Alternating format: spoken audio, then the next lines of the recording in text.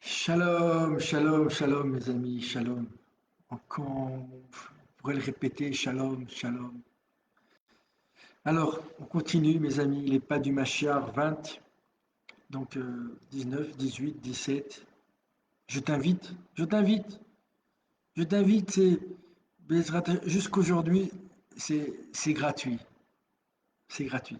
Donc, c'est les pas du Mashiach du Rav Elchanan Wasserman qui est le plus grand, disons-le, n'ayons pas honte finalement. Parce que souvent, quand on n'a pas honte là où on devrait avoir honte, eh ben, après on a honte là où il n'y a pas à avoir honte, quoi. C'est hein, le plus grand disciple du Rafetz Chaim qui est un géant de la Torah. C'est, on peut dire que c'est quelqu'un qui a qui a pris la tradition. Là, on dit le Dieu d'Abraham, d'Israël et de Yaakov. On dit notre Dieu et puis on dit parce qu'il ne faut pas se tromper, hein. Parce que des fois on croit, vous savez, vous prenez 10 juifs, ils peuvent croire en 10 dieux. Alors c'est pour ça qu'on dit non, non, c'est le Dieu d'Abraham, d'Isaac et de Yaakov. C'est celui-là, c'est ce Dieu-là, ce Dieu-là. Eh ben, c'est une tradition, c'est plus qu'une tradition, c'est une transmission. Voilà, Dieu, il cherche dans le monde, il passe son temps là, il marie les gens. Dieu, il marie les gens, les couples, il les met ensemble. Et puis il cherche s'il n'y a pas un, un poète comme David Ameller, un clown, un fou de Dieu. Et à ce moment-là, quand il en trouve un, ouais, ça devient un prophète, hein, ça devient un roi, ça devient, ça devient normalement ou simplement un juif, un juif. Voilà. Mais voilà, tu dois rentrer dans une comment Dieu, ce qu'il disait, il le dit et il continuera à le dire parce que c'est Dieu, ça représente Dieu. Des fois, je vois, voilà, c'est Dieu, voilà, Dieu, Dieu. Oui, je voulais vous dire que, en fait, je suis, ça n'existe pas. Il n'y a personne qui est. Et c'est tellement beau qu'en hébreu, il n'y a pas le mot je suis. Non, on ne dit pas je suis beau. On dit Annie, il y a fait. Je suis beau. Et on dit beau.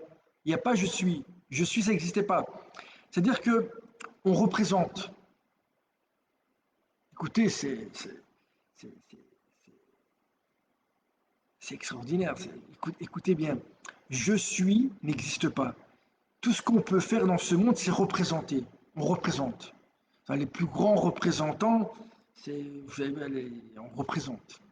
Macron, il ne représente pas la France, il représente la banque, Rothschild. On représente quelque chose. On représente quelque chose dans ce monde. C'est inévitable. On est en représente, pas en représentation, on représente quelque chose. Voilà. On n'est pas. Il n'y a pas, il y a quelqu'un qui dit je suis, ça n'existe pas. Dans ce monde, on représente. Et donc, à partir du moment où on représente soit quelqu'un, soit quelque chose, on est automatiquement dans de l'idolâtrie. On idolâtre, voilà, on représente. Donc on représente. La seule manière de ne pas être idolâtre, finalement, ou comme je dis, la pire des idolâtries, c'est de s'idolâtrer soi-même. Ben, c'est clair qu'une idole, elle devient une idole parce qu'elle s'aime, elle s'idolâtre. Et donc, et après l'autre, il va représenter. Et vous voyez bien, et c'est pour ça qu'il y a des effets de mode c'est parce qu'on représente. On représente. Et on est un idolâtre finalement, on est esclave. C'est ça l'esclavage, la base de l'esclavage, c'est ça. Et c'est pour ça que Dieu, c'est celui qui libère. Pourquoi? Parce qu'à partir du moment où vous représentez Dieu, c'est quoi représenter Dieu? C'est quelqu'un, on dit, waouh, il est humble. On dit, mais c'est pas lui, il représente Dieu. Il essaye de ressembler à Dieu. Donc il essaye d'être humble, il essaye d'être vrai. Il essaye d'être fort, par exemple, la force. Mais la beauté, c'est Dieu. Dieu, il est beau. Mais il y a la beauté ou la force, comme ça, tout le monde, comme la force, là, vous voyez, Mike Tyson, ou je sais pas moi, ceux qui sont dans l'octogone, ou le sexagone, ou les MMA, et tout ça. On regarde parce on- c'est un attribut de Dieu. Dieu est fort. Dieu est fort. Mais à partir du moment où cette force, et c'est là où il y a le piège, c'est que toutes ces choses, la richesse, la gloire, tout ça, c'est les attributs de Dieu. À partir du moment où une personne les prend pour elle, et que nous on regarde, on dit waouh, il est fort, waouh, il est beau, waouh, il est riche, waouh, et on croit que c'est cette personne, et on oublie qu'elle représente quelque chose. Elle représente quelque chose. Et à partir du moment où il n'y a plus cette représentation, c'est-à-dire qu'elle ne représente pas Dieu, on tombe dans l'idolâtrie. On devient idolâtre finalement. C'est ça l'idolâtrie. Il n'y a qu'une seule manière de ne pas devenir idolâtre, c'est de représenter Dieu. C'est-à-dire, c'est Dieu qui est riche. Et donc la richesse va passer par moi. Je suis fort, mais j'utilise cette force pour ce que Dieu représente, pour la vérité, la justice, l'humilité. Et tout ce qui représente Dieu c'est parce qu'on sait qu'il représente quelque chose. Et on adore la source de cette représentation, qui est Dieu. Et à partir du moment où on s'arrête je sais pas, le mec il est fort, ben voilà, on fait, et on croit que c'est ça la force, eh ben vous rentrez dans l'idolâtrie. Et donc c'est comme si il y a la lumière et il se met devant, il brille, et vous croyez qu'il brille, mais il brille pas. Oui, il est fort, Mike Tyson il est fort, mais à quoi il utilise cette force? Est-ce il défend Dieu? Je sais pas, est-ce qu'il défend parce que Dieu, voilà, Dieu, c'est aussi la miséricorde, c'est aussi la vengeance, mais dans un certain contexte, pour protéger la veuve, l'orphelin, l'étranger, et ce que Dieu représente. Mais si tu rentres sur un ring et tu utilises cet attribut de Dieu pour dire que tu es plus fort que le type qui est devant toi, et parce que bien sûr, il y a des gens qui vont payer, parier, eh ben, c'est de l'idolâtrie. Donc voilà, c'est ça. Voilà, j'avais écrit cette petite phrase qui. Bon, revenons au Rafet Sraïm et à son élève qui a écrit Les Pas du Mashiach. On va voir qu'est-ce, qu'est-ce qu'il dit. C'est-à-dire, finalement, tout est là. Tout est là. C'est pour ça qu'on dit que Dieu était, il est et il sera. C'est-à-dire qu'il y a comme ça un- c'est ça Dieu. C'était, ça sera. Et donc, ça ne sert à rien d'essayer d'innover En fait, il faut regarder ce qui était, et ce qui était et ce qui représente Dieu, c'est écrit dans des livres. Dans le seul livre, après tous les autres, c'est des trucs où on essaye voilà, de scénariser ça autrement. Et après, on croit que c'est ça. Mais non, allez directement à la source, allez à l'eau fraîche, pure. La pureté aussi, ça représente Dieu.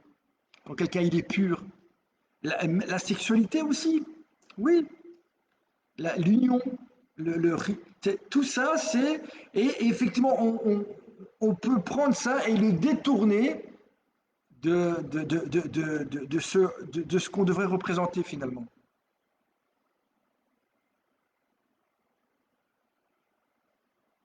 Alors, le Rafetz Chaim disait, donc là c'est même pas son élève, c'est le Rafetz Chaim. Donc il y a tout juif un tout petit peu, même pas honnête, tout juif, voilà, qui est pas, il ne discute pas devant le Rafet Chaim. Hier, qu'est-ce qu'il dit? Il disait aussi qu'il faut posséder une vision perçante pour réussir à voir ce qui est marqué dans la Torah. Donc il faut avoir une vue perçante. Comment on fait pour l'exercer? Ben, tu regardes beaucoup la Torah, et tu vois, ça va percer. C'est comme ça que tu perces. C'est, tu perces parce que tu fais plusieurs fois c'est comme la goutte, ouais, tac, tac, et elle fait le trou dans le rocher. La goutte qui fait le trou dans la goutte d'eau perce le rocher. Pourquoi? Parce que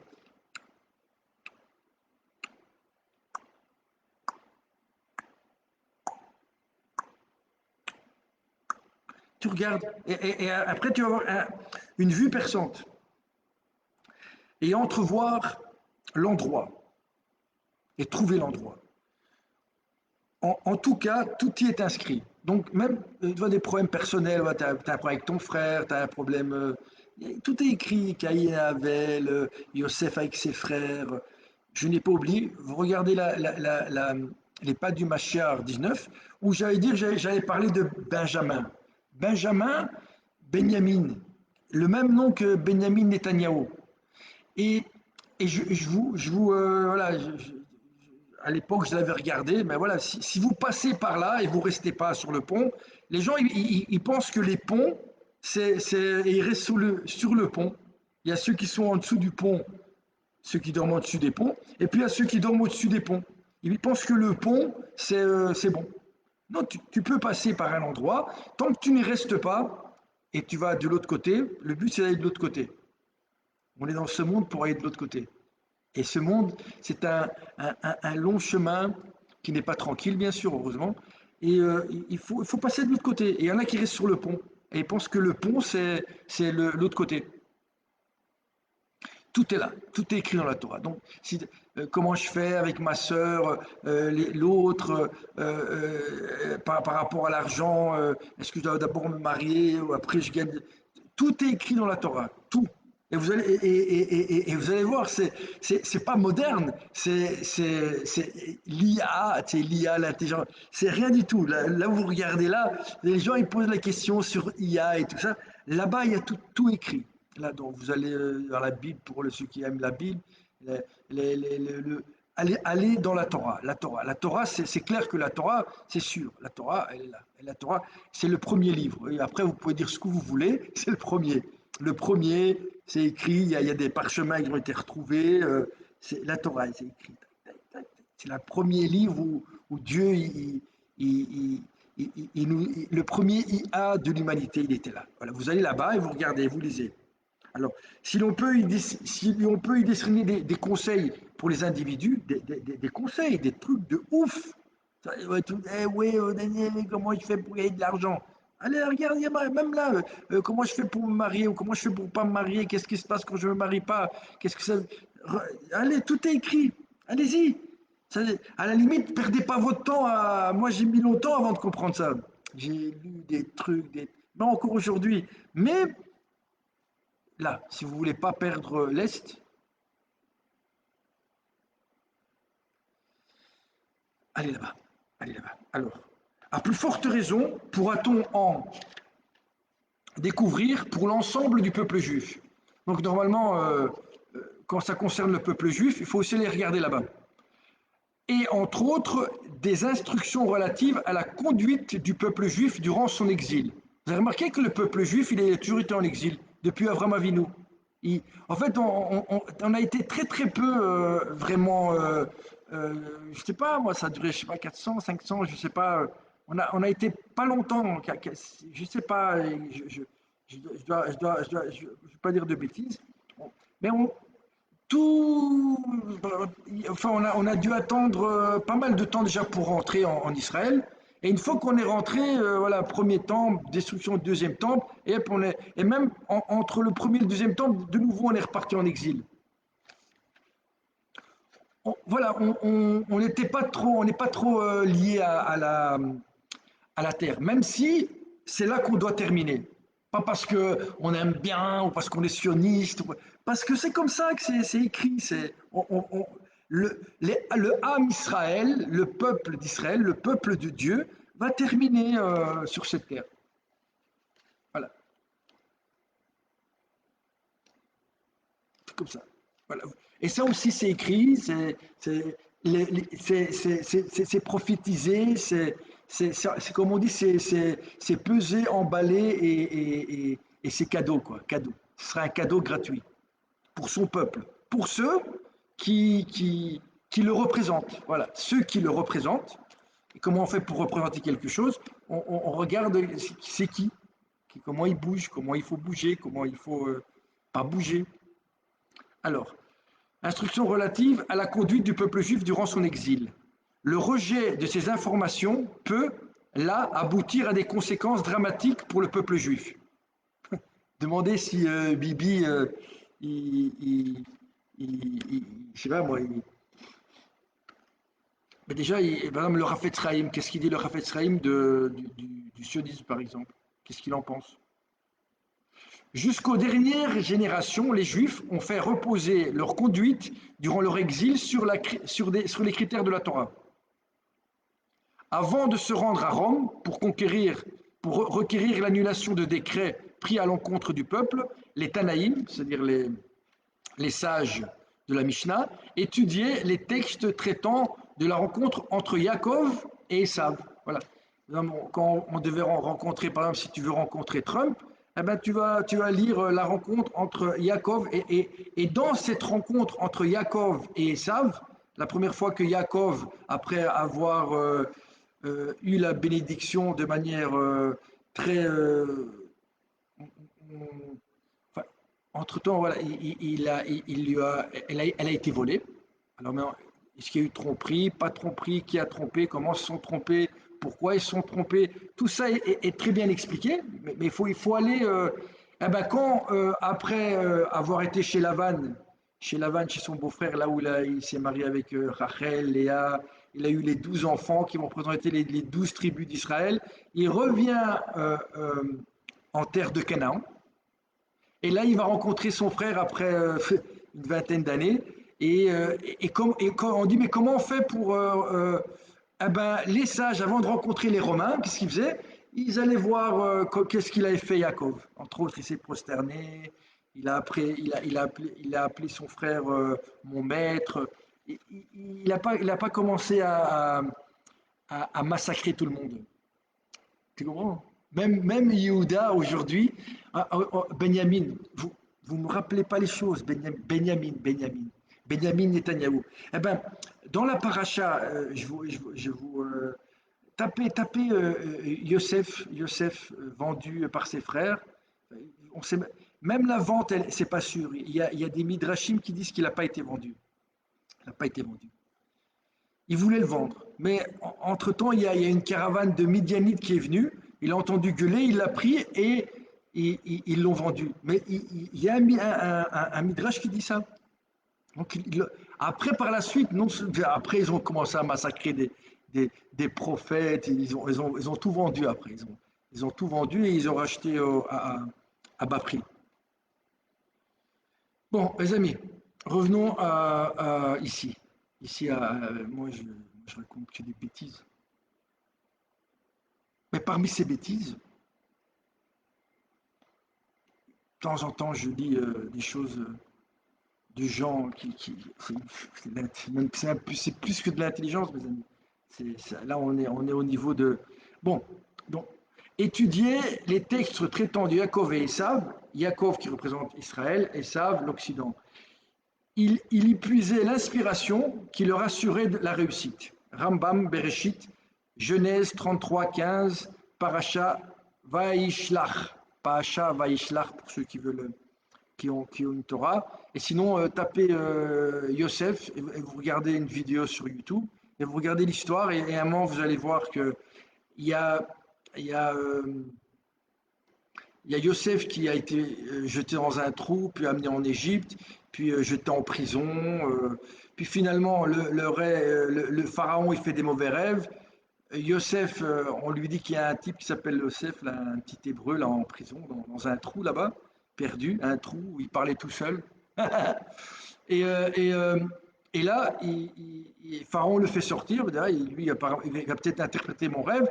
Il interprète son rêve et là-dessus, Pharaon fait de lui son premier ministre. Il devient le bras droit de Pharaon. Il règne sur toute l'Égypte. Et là, des années, plus de 10 ans, combien de temps? Oh là là, 18 ans, 30 ans, 18 plus 18, fait 30 moins 18, ça c'était le temps, une quinzaine ou une vingtaine d'années, disons une quinzaine d'années, 17 ans, disons, 17 ans. Les frères reviennent, mais ils ne le reconnaissent pas, ils ne savent pas que c'est Yosef. Ils ne le voient pas, ils ne reconnaissent pas Yosef. Ils le reconnaissent. Ils ont oublié qu'ils l'ont vendu. Ils ont oublié, ils se sont dit, ouais, mais peut-être que finalement il méritait. Et de toute façon, bon. Bon. En tout cas, entre-temps, ils ont dit à Yaakov, le papa, ils ont dit que ils ont mis du sang sur sa tunique et ils ont dit à leur père il s'était fait bouffer par un. Enfin, non, ils n'ont même pas dit ça, hein. Bon, conclusion. Finalement, Youssef, quand il les voit, il les reconnaît. Il va garder un frère, parce qu'à l'époque, il y a la famine, et donc il y a plus de blé. Entre autres, c'est ça l'interprétation du rêve de Youssef. Il leur dit qu'il va y avoir la famine pendant 7 ans et qu'il n'y aura plus de blé, et donc il faut engranger. Peut-être que maintenant aussi, ils vont provoquer une famine, mes amis. On aura besoin de blé. Ouais, c'est que je dois aller manger. Bon, je vais quand même terminer cette partie-là. Et dans cette histoire-là, finalement, euh, Yaakov qui a peur, il garde toujours Benjamin. Parce que Benjamin et Yosef qui est devenu. Ouais, je sais, vous devez regarder le film. Bon, regardez le film, je ne vais pas tout vous raconter. Regardez le film ou allez lire, sinon vous ne comprendrez pas ce que je dis, et tant pis pour vous. Voilà. Entre-temps, à un moment, les frères sont là. Qu'est-ce que fait Yosef? Il met une coupe dans le sac de Benjamin. Les frères, ils partent. Il envoie ses sbires. Là-dessus, il dit, ouais, on a volé la coupe de Yosef. Et bien sûr, il trouve la coupe où? Dans le sac de Benjamin. Là-dessus, les sbires ramènent tout le monde. Et là, il y a une confrontation entre Yosef et Yehuda. Yehuda qui représente bien sûr Yehuda qui est les Juifs d'aujourd'hui. Et bien sûr, qu'est-ce que dit Yosef? Ils n'ont pas encore reconnu que c'est lui. Il a une barbe. On dit, ah, non, mais l'autre, Yosef, imagine, il y a presque 20 ans qui sont passés. Et donc, écoutez bien ça, mes amis. Et donc, toujours retenez Benjamin, hein, Benjamin Netanyahu, Benjamin. Et là, on a un roi, un vice-roi, Yosef, qui travaille pour Paro. Paro, disons que c'est l'orgueil. Disons que c'est le Satan. C'est l'orgueil. Même pas le Satan. Le Satan, c'est pire que Paro. Parce que Paro, il fait échouva, lui. Paro, il revient vers Dieu. Je ne peux pas tout vous raconter, sinon c'est trop long. Mais voilà, je vous donne des, des bandes annonces. C'est à vous aller regarder, aller lire. Allez regarder, allez lire. Finalement, quoi? Bon, là-dessus, Yosef, qui est vice-roi, dit écoutez, voilà, c'est lui qui a volé. Vous pouvez partir avec les sacs de blé. Lui, il reste ici, ça va être mon esclave. Benjamin devient. Yosef leur dit je veux garder Benjamin. En fait, qu'est-ce qu'il veut voir, Yosef? Il veut voir si ses frères, ils ont changé, s'ils sont encore capables de vendre un de leurs frères. Et là-dessus, Yehuda, il s'avance. Et il dit, non, il y a son père, mon maître, tu es comme Paro, tu es nous, ton serviteur, Yaakov, notre père, ton serviteur. Il commence à lui sonner en disant la vérité, bien sûr. Le prendre par le cœur, voilà. Nanani, nanana. Et la superbe scène, et finalement là-dessus, Yehuda il dit, écoute, si jamais tu gardes Benjamin, parce qu'ils ont la même mère, hein, ils ont deux femmes, il s'est marié, Yaakov.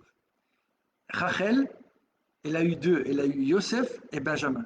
Donc, Yosef, il a disparu, et pour Yaakov, il est peut-être mort, il est mort, et il ne restait plus que Benjamin de Rachel. Et donc, et là-dessus, il lui dit ça. Yehuda, il dit non, renvoie Benjamin parce que si Yaakov il voit pas Benjamin, ça va le tuer, il va en mourir. Yehuda, il dit garde-moi et renvoie Benjamin. C'est beau. Garde-moi. Alors maintenant, j'ai une question à vous poser. À l'époque, il y a Pharaon, il y a Yosef, il y a Yehuda et il y a Benjamin. Aujourd'hui, aujourd'hui, il y a Benjamin. Benjamin Netanyahu, il est là. Et effectivement, il est sous la domination de, de, de, de Pharaon. Mais il n'y a pas Yosef et il n'y a pas Yehuda. Pour dire je prends sa place. Il n'y a pas Yehuda pour dire moi je me bats. Je dis si tu n'acceptes pas que moi je suis esclave à la place de mon frère, moi je te descends toi et Pharaon. Je pars en guerre contre tout le monde. Et si mes frères ils me suivent, ils me suivent. Et s'ils ne me suivent pas, ils ne me suivent pas. Là, ils sont tous là, les frères. Et là, on a Benjamin, il est tout seul. Il n'y a pas Joseph. Joseph qui est censé représenter le pouvoir, pas simplement le vice-roi de Paro. Yosef, c'est le tzaddik, c'est le juste, c'est le prophète. Et Yehuda, il est censé représenter la royauté, le pouvoir matériel.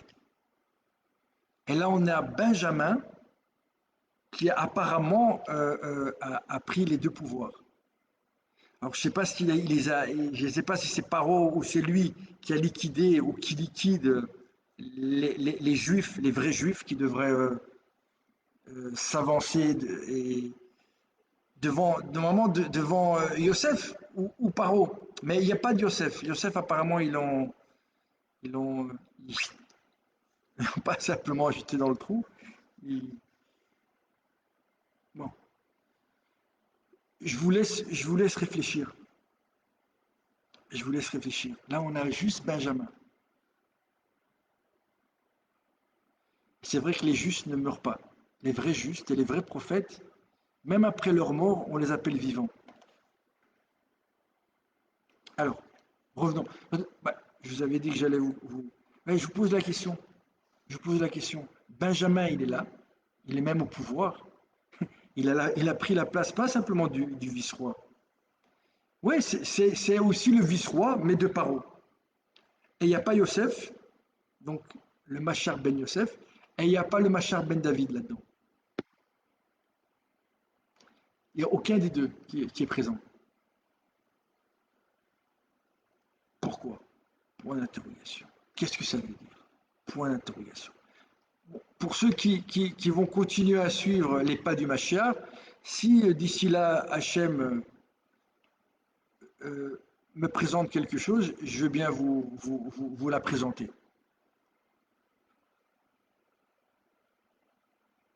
Bon. Alors, de nos jours, le respect de la Torah n'existe plus. On ne vient poser des questions que pour savoir quand dire le Kaddish.